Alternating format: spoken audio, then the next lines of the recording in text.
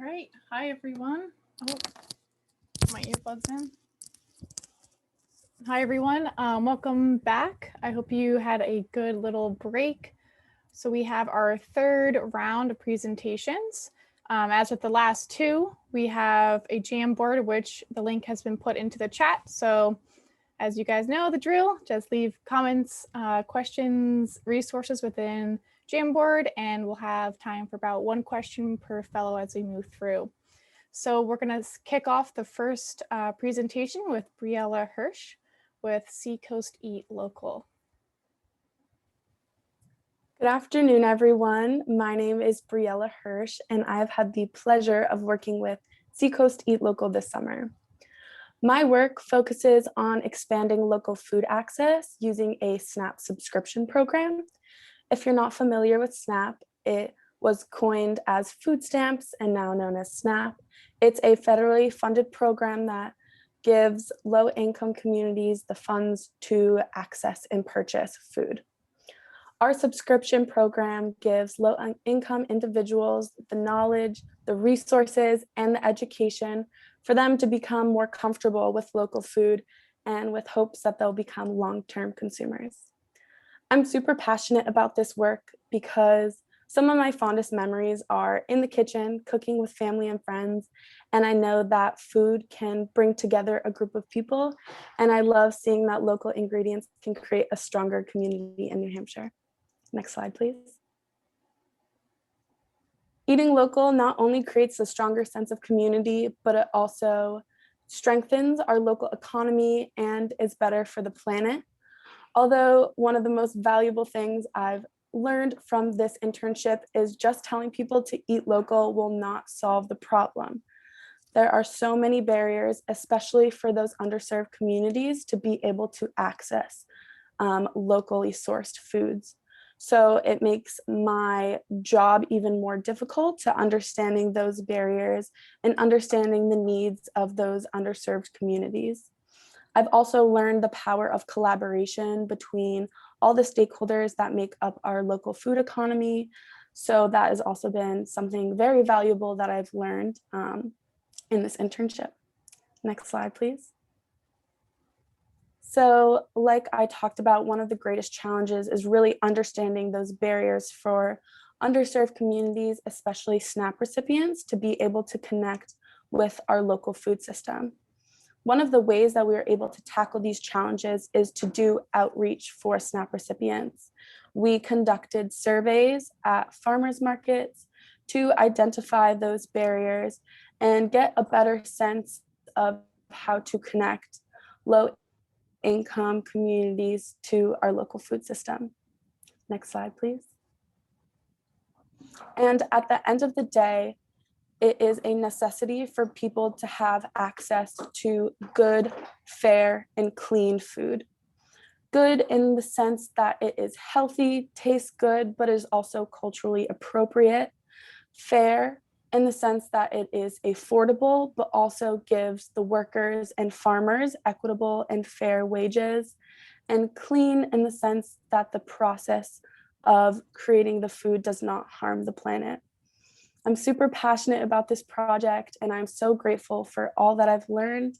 And I'm excited to continue to learn and grow and bring about a more resilient and community of local food. Thank you. Awesome. Thank you, Briella. Any questions or comments for Briella? You can also leave them in the Jamboard.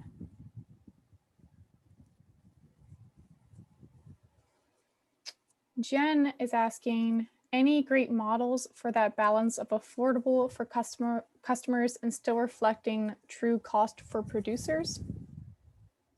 That is a great question. That's probably the biggest barrier is cost. The program that we're working with actually gives an incentive program for SNAP recipients. So we got a grant from Whole Foods, the new one that opened in Portsmouth. So SNAP recipients actually get a 1-to-4 market match. So for every $10 they spend, they would get $40 in fresh fruits and vegetables. So that's the specific program that we are working with.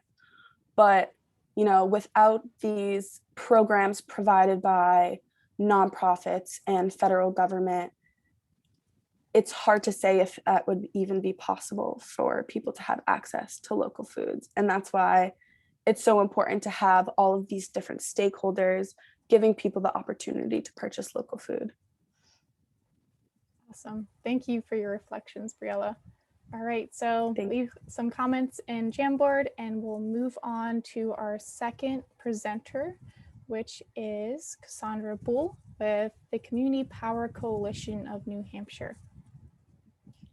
Thank you. Hello, everyone. My name is Cassandra Bull. I'm a current sustainability fellow for Community Power Coalition of New Hampshire, and my summer project is to create a series of videos for my partner organization. Recent legislation in New Hampshire, the Community Power Law, represents an enormous opportunity to reshape and democratize the structure of the electric power sector on a community by community basis. Community Power Coalition was created a year and a half ago to help interested municipalities navigate this complex process. Next slide. To give more context, community power basically means that communities can buy or sell their own electricity instead of the typical regulated monopolies like Unitil or Eversource. So across New Hampshire, community leaders and local elected officials are mobilizing towards creating their own community power plans. The purpose of my project specifically is to document and communicate inspiring stories of these local leaders who are bringing community power to their cities and towns. Major themes from a video brainstorming session that I held with some of these stakeholders showed that our videos should focus or highlight themes like control, choice, power, local independence, sustainable futures, and innovation. Next slide. While adopting community power has its own challenges, this project has some as well. These involve the coordination of the interviews, editing the content into actual corporate-looking videos, and developing a final product that CPC-NH will use, but also that will inspire new municipalities to jump on board. So after the brainstorming session I held with these stakeholders, the greatest organizational challenge was coordinating the filmed interviews with over 16 folks throughout the state of New Hampshire over the course of 10 days. These interviews occurred last week and they lasted from 45 to 120 minutes with room for B-roll, drone footage of each community, and then time to travel to the next town. We decided to make 4 distinct kinds of videos: a what, explaining what community power is, a why that features CPC stakeholders discussing their motivations, and 2 kinds of who videos, one about the coalition itself and the other about the actual communities who are interested in community power. Next slide. This is a map showing the locations of the interviews I conducted last week. Equity came up often in these interviews when I asked municipal leaders about their motivations. Community power gives communities and individual residents the opportunity to choose where their energy comes from. They can choose options with lower rates, which can make energy more affordable and accessible for residents, but it can also include local renewable energy projects. One interviewee said that she considers that fossil fuel power is typically made in communities where residents don't have the option to leave or to stop many environmental injustices that are happening in a town where they live. She wants to reduce her own town's reliance on an industry that has and continues to exploit both people and the environment. I think that her story is at the heart of the mission of why community power matters and why this work is an important component in the sustainability field. Thank you. Awesome. Great job, Cassandra. You have such a unique project and very glad that you got to do some field work. Any questions for Cassandra?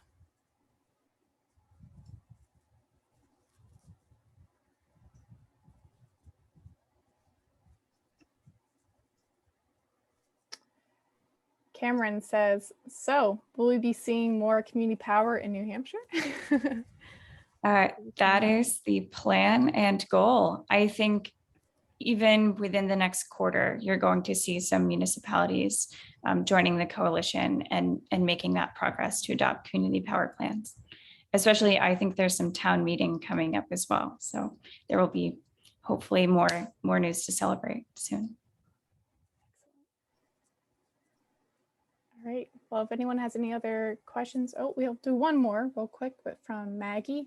Who is the main audience of the videos? General public in the communities question? That's a great question.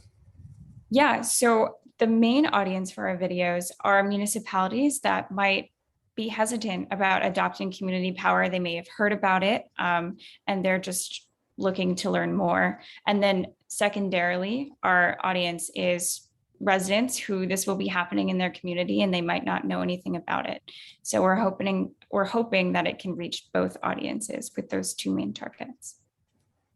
Awesome. Well, thank you for your work. And we'll move on to our third presenter, which is Katie Rasco with Timberland. Take it away, Katie. Hi, everyone. My name is Katie Rasco, and I am the current Sustainability Fellow working with Timberland. In my first few weeks at Timberland, it became clear to me that the company's commitment to better product, a greener world, and stronger communities is creating real positive impact all around the world. This summer, I've been working with my mentors on developing a strategy around values-based messaging that will better enable the brand to communicate their passion for sustainability and inspire action in the everyday consumer. Over the past month, I've been focusing on creating a landscape analysis and really diving into what Timberland's competitors are doing in terms of marketing their own sustainability initiatives, as well as also learning more about the consumers and what we can really do to gain their attention and inspire them to action. Next slide. With the goal of my project being to spread the word about Timberland's specific initiatives in a way that reaches and empowers a broad audience, I've really gained an understanding of what steps we need to take to get there. The key first step in the process is establishing that solid platform so that we can reach the people we need to in such a crowded and ever-changing market. This is done by testing and perfecting go-to marketing strategies, including how we show up on social media, how we're leveraging partnerships, and in what ways we're attempting to make those direct connections with consumers. The second step is actually often passed over by many companies, but it's very important. In order to reach the everyday consumer, we need to make sure that we're first providing the basic education and breaking down the intricacies of these complex sustainability issues that so many in the general consumer pool don't even know about. And it's at this point that the consumer can be fully engaged and the opportunity is then created for Timberland to communicate their specific initiatives and have the largest possible impact. Next slide.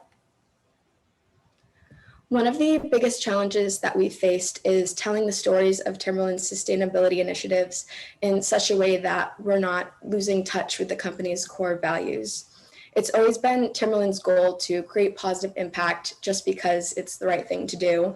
And because of this, there hasn't been that full emphasis on PR and external messaging. But as other companies in the industry are making their mark in these areas of sustainability through their presence in the media, Timberland has kind of fallen behind in terms of public presence. As I begin to create recommendations for the company's marketing team about external messaging strategies, I'm really trying to navigate that challenge of securing Timberland's position as a leader in sustainability without losing that aspect of genuine humility. Next slide. The brand works hard to elevate social justice issues, both internally and externally. Currently, they utilize a platform called Make It Better in order to get employees involved in community service and social justice issues. On the external side, they've created campaigns such as the one here, Nature Needs Heroes, to highlight artists, activists, and change makers from all around the world who are making a large impact in those spaces of social and environmental justice. In terms of what my project is doing to elevate these issues of social justice even further, there really is this focus on strategic use of platforms, with that driving question really being how can we use Timberland's voice to spread educational and empowering messages of sustainable action, as well as lend Timberland's voice to the people that are most impacted by these issues. And with that, thank you so much for listening. Awesome. Thank you, Katie. Great job. got a couple questions. So we'll start with Meg. She says, with so many brands greenwashing right now, brands that are truly sustainable struggle with ensuring that they are genuine. Does Timberland struggle with this at all? What are your thoughts?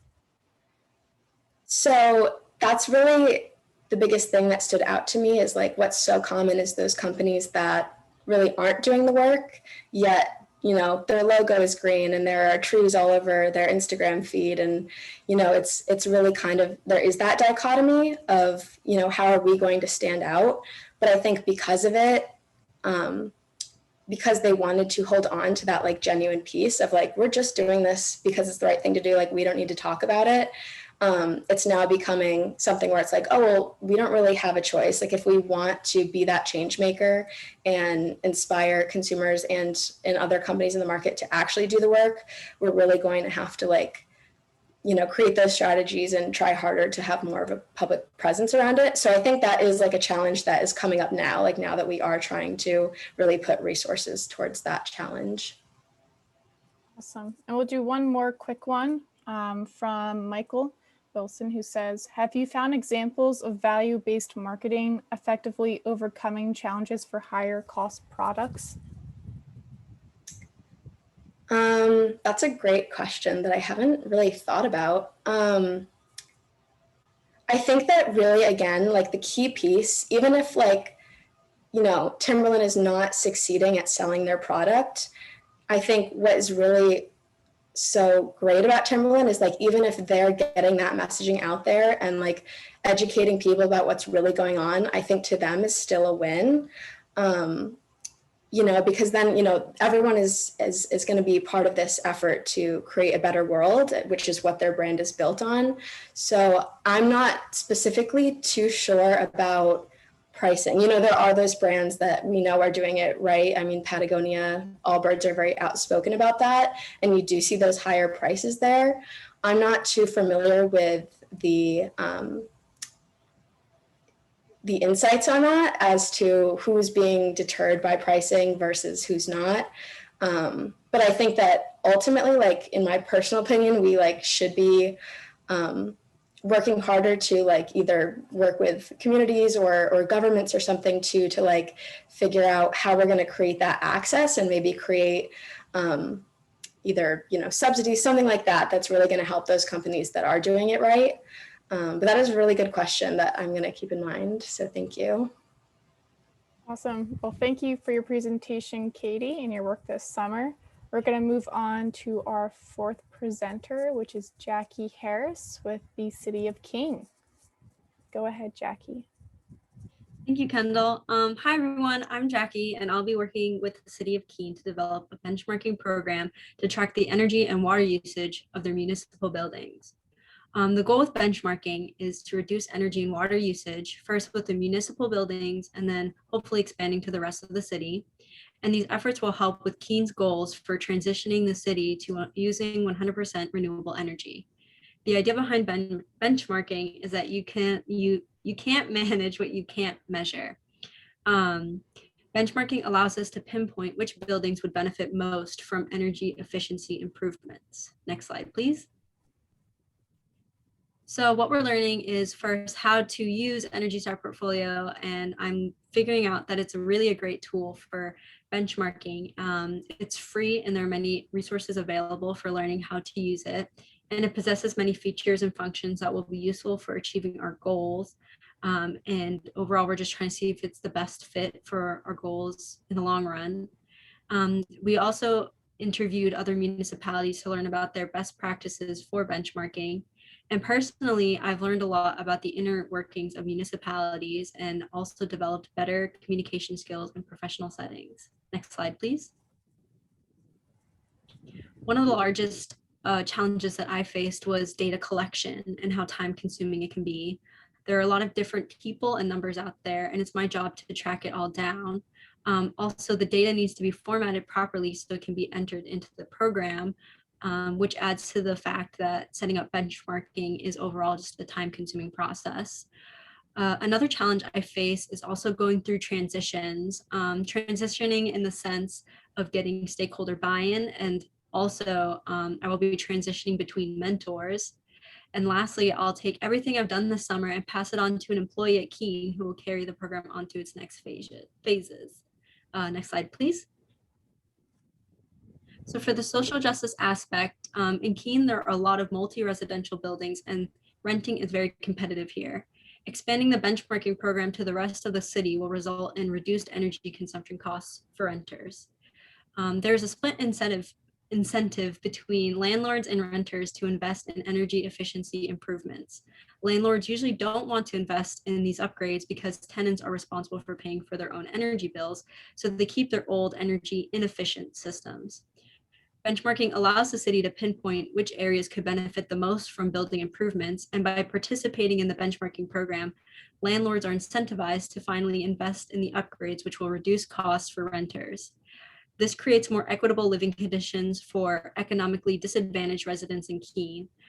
Residents of underrepresented identities disproportionately experience the negative impacts of climate change, and these efforts to reduce energy and water consumption through benchmarking will benefit all citizens in Keene in a more inclusive way. That concludes my presentation, and thank you all so much for listening. Great job, Jackie. And I love the illustration on your last slide. That's a really great demonstration of the split incentive. Questions and comments for Jackie? Feel free to jot them in the chat and also add them to the Jamboard.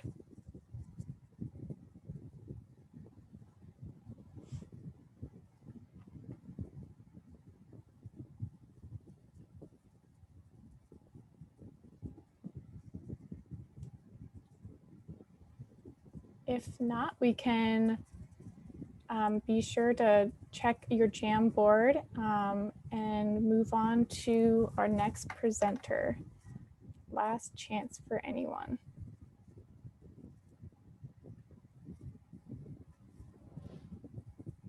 Okay, well, great job, Jackie. I hope you're learning a lot this summer and certainly will be a great resource for other cities and towns in New Hampshire. Yadira says, smooth presentation. Nice job, Jackie. Thank you.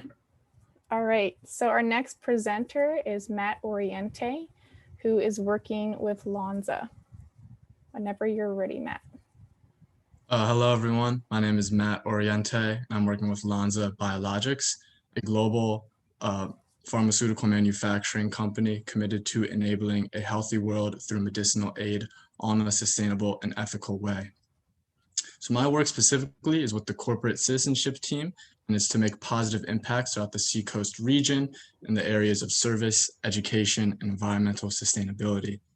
This work matters because corporations have the resources and the abilities to make change, and Lonza is a top-tier candidate being able to foster sustainability throughout their organization and operations. And because of this, the potential impacts can be strong as Lonza is leading the way for other organizations and industries to follow. Next slide, please. So the corporate citizenship team is committed to integrating the 4 pillars throughout their work. I've been able to have the hands-on experience of being able to assist in new projects and create new leads and work both internally and externally with third-party organizations and nonprofits to really foster this positive change. Whether that is picking up close to 60 pounds of trash at our local beach cleanups, creating almost 100 birthday cards for children battling childhood cancer, or teaching close to 50 students in the area about STEM opportunities and STEM experiments. We've really had great engagements this summer with the community, and I've really learned the importance of building relationships through sustainability, especially on a communal level. Next slide, please. So just some challenges that have come along the way. First is the internship roadmap.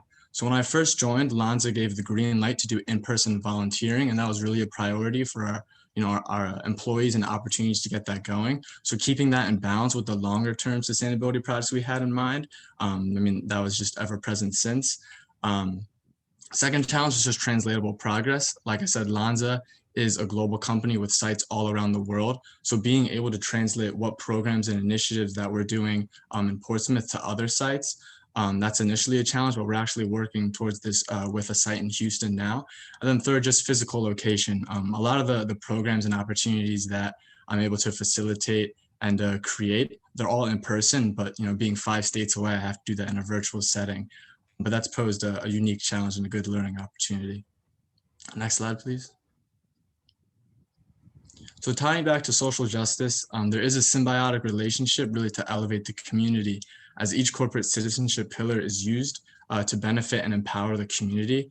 If when Lonza corporate citizenship is doing well, then that helps the local community, and in turn, you can really see the environmental, the social, and the economic benefits that really concur in that local area. And finally, the initiatives that we're putting on, they have an immediate effect on the area, but we're also really trying to contribute on the larger scale by leading the path for how corporations can blend sustainability just into the organization. So with that being said, I'd like to thank Bob Torriello for the continual support, and I'm really looking forward to the next couple of weeks. Thank you. Awesome. Great job, Matt. Again, drop some questions in the chat. I do have one that I'll start off with. From my understanding, what you mentioned a little bit in your presentation, that Lonza has multiple locations. Is Portsmouth the main hub trying to get this corporate citizenship program off the ground, or are there kind of parallel teams working on this? Yeah, so Portsmouth has actually given like the green light to pilot the corporate citizenship program. Just a couple of years ago, it started, and it's been like a lot of recent success in it and a lot of engagement at that Portsmouth site. So they're trying to translate that to the Houston site, like we were saying, and that's really been interesting to kind of see how that's sparked up off its feet and started to grow. But yeah, I mean, it started at Portsmouth, and it's really been driving now. It's been great to be involved. Excellent. And Faina's asking, are you noticing any differences between corporate engagement culture in New Hampshire versus Texas? Honestly, no. Both sites it's very engaging, and employees and just the overall culture, they're very more than accepting that they want to drive this further. Houston's only been doing this for a couple of months now, but sharing back and forth between meetings, they said that it's been a hit down there, and so far in Portsmouth this summer, like I said, it's been really successful. So that's really rewarding and encouraging to see. Awesome, great job, Matt.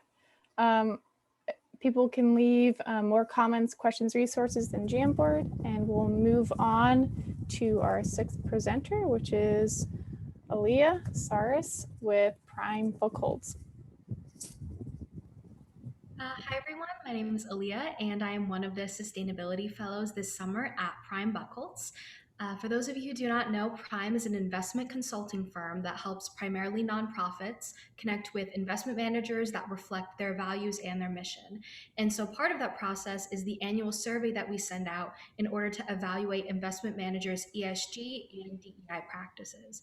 And this is the first year actually that we are surveying specifically DEI practices. Next slide, please. So what I've been learning this summer, first and foremost, I've been learning a lot of different finance vocabulary. Finance can be like another language sometimes, and as someone who does not have a finance background, it can be a little bit intimidating to learn and put into practice. Secondly, we've been analyzing qualitative and quantitative data, all of which is coming through that survey that I previously mentioned. And last but not least, I've been learning about the role of the finance industry in promoting both ESG and DEI initiatives, or in the role that it should have in the finance industry, which is something that I wasn't too familiar with before this. Next slide, please. So some of the challenges that I've been facing, as I mentioned before, I do not have a finance background. I come from more of a traditionally social justice DEI background. So it has been a challenge to sort of integrate that into the finance context. Secondly, I've learned about the difference between creating and implementing goals. As most of us have realized, those two can be a little bit different, and sometimes the path from creation to implementation isn't as clear as we originally thought it would be.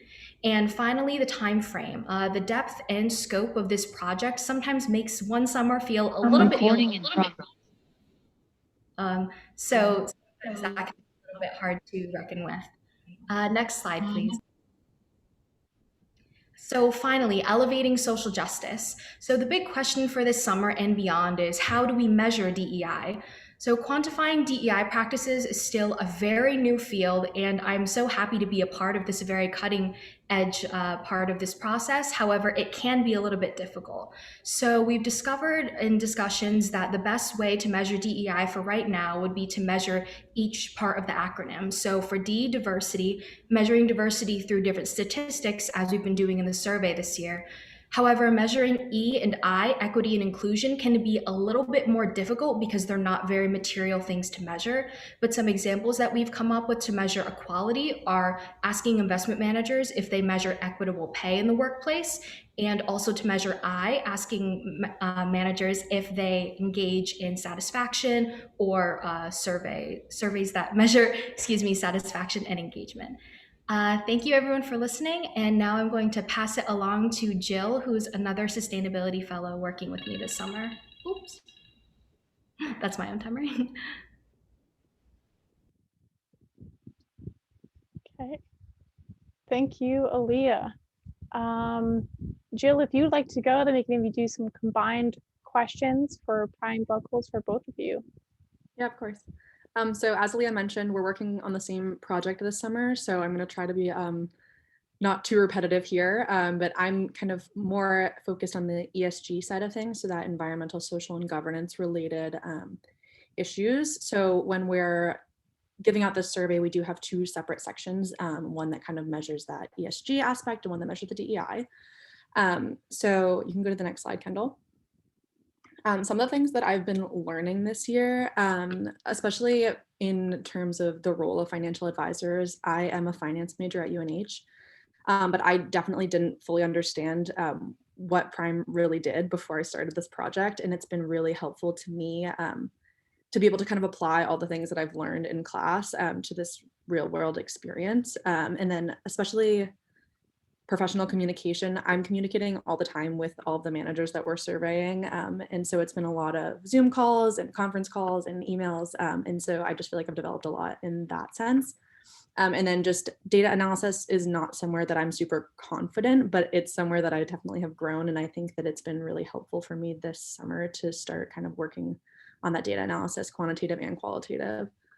So something that Aaliyah and I have been working on is, as you can see here, our Mission Aligned Investing quarterly newsletter. So we are currently working on the Mission Aligned Investing team. Our mentor, Kate Dumas, is also on that team. So we kind of proposed this quarterly newsletter that would highlight some of the managers and what they're doing in ESG and DEI so that we could send it out to everyone and hopefully kind of promote improvement in the whole industry rather than just internally at Prime.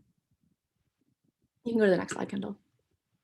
So some of the challenges we've had, I know Leah mentioned time frame, so I'll just kind of skip over that, but technology has been something that I didn't really realize was going to be something that I was learning this summer, but Prime's whole portal is built from the ground up by them. So this survey this year is now in the portal, which it hasn't been before. So it's kind of the first year that we're learning how to do this. So we're working a lot with IT and just figuring out like troubleshooting and how to make the survey really work and how best to take the information that we're getting and then implement it back into the system so that everyone can have access to what's important and see the information in the best possible way. So you can go to the next slide, Kendall. I just wanted to talk a little bit more about like the long-term impact that we're going to have, because I know that Aaliyah talked about elevating social justice. But something that I think has been really valuable is providing feedback on the ESG and DEI survey for years to come. So we've been able to kind of tailor it for this year, but also give longer term suggestions that might go into effect next year or the following year. But it's been really exciting to kind of make those changes and see that lasting impact that we're going to have. B Corp certification process, Prime is in the midst of that.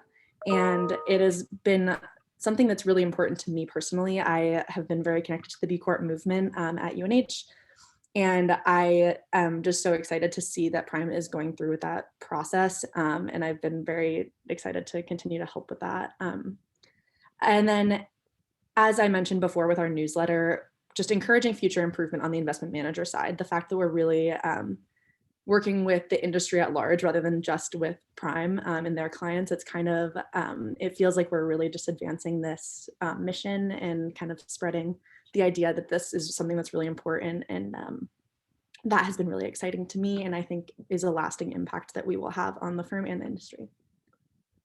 Thank you so much for listening. Aaliyah and I will try to answer any questions they have. Awesome. Thanks, Jill.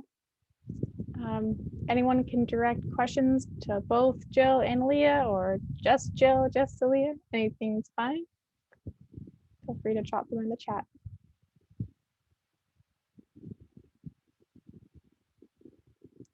Allie is asking, what are some of the biggest opportunities or gaps to improve ESG and DEI in investments? I can take this here. I think something that we've realized is different investment managers are on different pages, and so they can have different definitions in their own policy of what DEI means, what ESG means, and so it's been a little bit difficult to sort of standardize all of that. So yeah, I'd say that's one of the biggest challenges. Awesome. Jill, anything to add? If not, totally fine.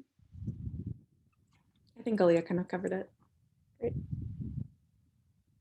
Any other questions for Aaliyah or Jill?